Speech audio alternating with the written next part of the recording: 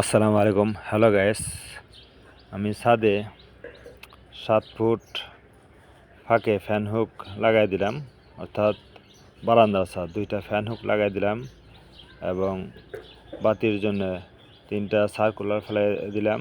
সার্কুলারে যেহেতু আমার খুলে বাতি লাগাইতে হবে এবং 3-4 পাইপ পিভিসি পাইপ ফিটিং করে দিলাম।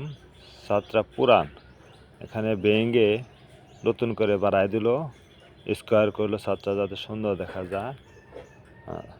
তো আমি যে পাইপগুলো দিয়েছি এগুলো মানে ভালো আরএফএলের বিগো পাইপ। আপনারা যারাই ছাদে পাইপ ফিটিং করবেন দেখে শুনে বুঝে করবেন, বাড়িওয়ালার সাথে পরামর্শ করে করবেন। এবং আমি ছাদের যে সামনে বারান্দা কার্নিশ সেখানেও বাল্বের লাইন করে দিলাম।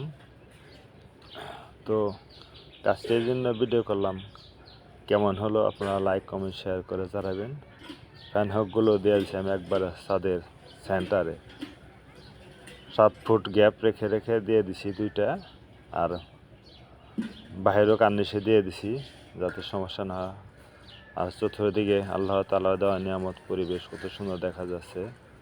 দেখুন পরিবেশটা কি ঠান্ডা, এবং আমি মিলন আপনাদের কাছে আন্তরিকভাবে আসসালামু আলাইকুম।